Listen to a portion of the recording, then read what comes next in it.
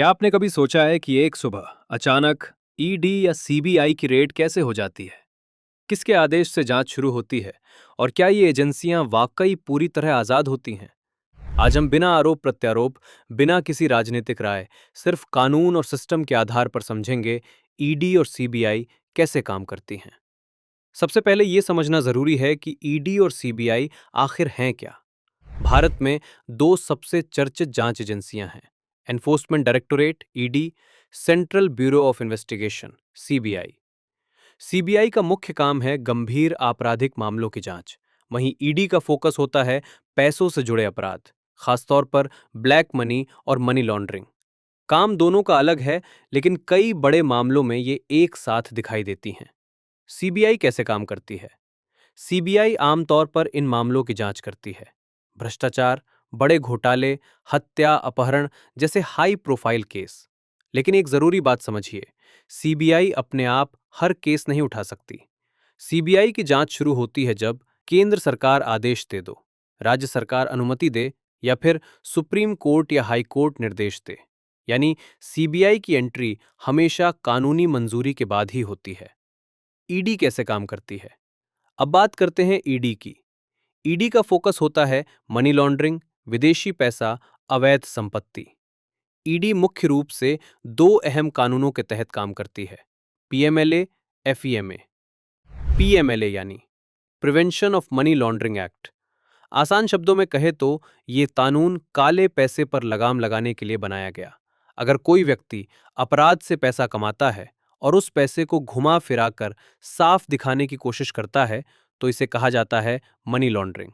और इसी को रोकने के लिए 2002 में पीएमएलए कानून लाया गया। पीएमएलए के तहत ईडी को क्या अधिकार मिलते हैं? पीएमएलए ईडी को काफी मजबूत अधिकार देता है। ईडी कर सकती है बैंक अकाउंट फ्रीज, घर, जमीन और कंपनियां अटैच, पूछताछ और गिरफ्तारी, पैसों का पूरा ट्रेल खंगालना। यहां एक अहम बात ध्यान देने वाली है, अक्सर ईडी पहले संपत्ति अटैच करती है और उसके बाद मामला कोर्ट में चलता है। हालांकि ये सारी कार्रवाई अदालत की निगरानी में होती है। फीमा क्या है? अब बात करते हैं फीमा की। फीमा यानी फॉरेन एक्सचेंज मैनेजमेंट एक्ट। यह कानून विदेश से जुड़े पैसों को कंट्रोल और रेगुलेट करता है, जैसे विदेश से पैसा लाना, विदेश भेजना, विदेशी संपत्ति खरीदना, विदेशी कंपनियों में निवेश। फीमा का मकसद सजा देना नहीं, बल्कि नियमों के दायरे में विदेशी लेन देन को नियंत्रित करना है। पीएमएलए और फीमा साथ कैसे लागू होते हैं? कई मामलों में ऐसा होता है कि पैसा भारत से बाहर भेजा जाता है, एफईएमए से जुड़ा मामला। वही पैसा घुमा फिराकर वापस भारत आता है, पीएमएलए से जुड़ा मामला। ऐसे मामलों में ईडी दोनों कानून एक साथ लागू करती है। ईडी और सीबीआई साथ क्यों दिखती हैं? अब सवाल उठता है, ईडी और सीबीआई अक्सर एक साथ क्यों दिखाई देती हैं? बड़े मामलों में आमतौर पर एक पैटर्न दिखता है। पहले सीबीआई एफआईआर दर्ज करती है, उसी एफआईआर के आधार पर ईडी पैसों की जांच शुरू करती है। फिर रेड, अटैचमेंट और गिरफ्तारी जैसी कार्रवाई होती है। इसी वजह से आम जनता को लगता है कि दोनों एजेंसियां एक साथ काम कर रही हैं।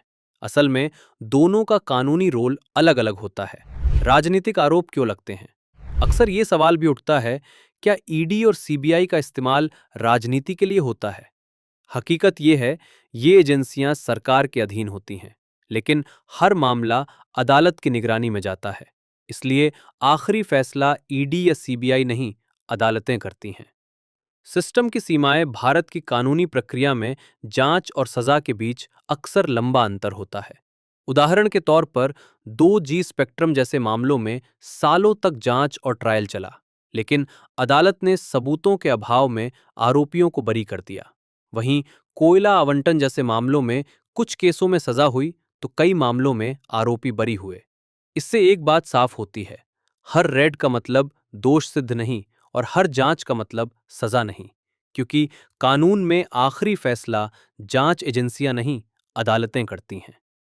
ईडी और सीबीआई न तो पूरी तरह कमजोर हैं, न ही सर्वशक्तिमान। ये एक ऐसा सिस्टम है जो कानून से बंधा हुआ है, और किसी भी लोकतंत्र में सिस्टम पर सवाल उठना भी जरूरी है और सिस्टम को समझना भी, क्योंकि सिस्टम को जानना एक जागरूक नागरिक की पहली जिम्मेदारी है।